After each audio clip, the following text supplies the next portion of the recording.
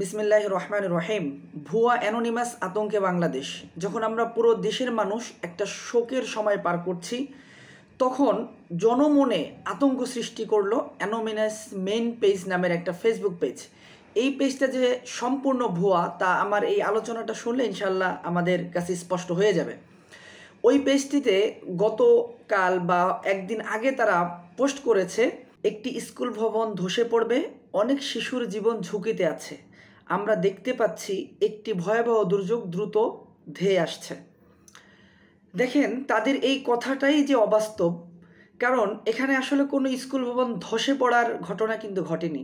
ঘটেছে কি, যে একটা বিমান বাস্ট হয়েছে বা একটা বিমান ক্রাশ হয়েছে। তো তারা যদি সত্যিকার অর্থে এমন কিছু জানতো, তাহলে তারা সরাসরি কেন এটা উল্লেখ করলো না যে কোনো বিমান সেখানে ক্রাশ হবে, কোনো জেট সেখানে বাস্ট হবে, এমনটা তেনারা কেন উল্লেখ করলেন না? আর আরও সবচেয়ে মজার বিষয় হচ্ছে, তারা যে ভুয়া, তারা তারিখ কেন স্পষ্ট করে বললেন না, কিংবা কোন দেশে ঘটবে সে দেশটার নামও কেন তারা উল্লেখ করলেন না? আবার তারা কি করলেন, তারা সেই পোস্টে একদিন আগে বলেছে, আমরা সর্বোচ্চ চেষ্টা করব বিপর্যয় প্রতিরোধ করার। এই পেজ থেকে বিপর্যয় প্রতিরোধ করার মতো কোনো কি পোস্ট পরবর্তীতে এসেছিল? আর আসেনি। আর তারা যদি আসলেই বিপর্যয় প্রতিরোধ করতে চাইতোই বা তারা জানতোই, তাহলে তারা কেন সেইটা সরকারি কর্মকর্তা কিংবা কোনো সাংবাদিকদেরকে বা কোনো মিডিয়াকে কেন তারা জানালো না?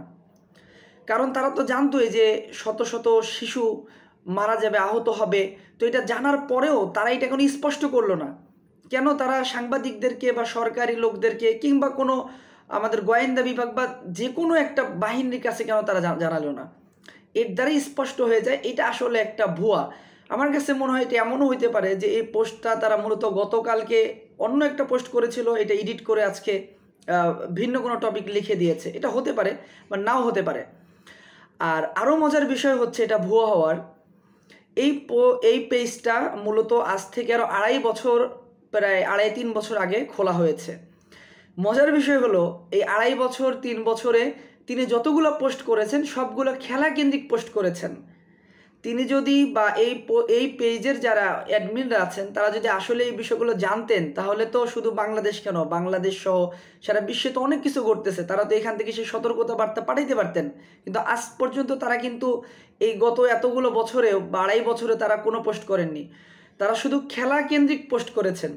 তারা হুট করে এসে বাংলাদেশের পরিস্থিতি নিয়ে তিনি একটা পোস্ট করে বসলেন গতকাল। এরপরে আজকে আমরা দেখতে পাচ্ছি তিনি একের পর এক এখন বাংলাদেশ নিয়ে পোস্ট করতেছে। কারণ তিনি বুঝতে পেরেছেন যে বাংলাদেশের মানুষ বা বাঙালি এটাকে খুব ভালোভাবে গিলেছে। এজন্য তিনি অ্যানোনিমাস এই পেজটা মেইন পেজ থেকে আরও অন্য অনেকগুলো পেজকে প্রমোট করা হচ্ছিল, আপনারা দেখতে পাচ্ছেন হয়তো।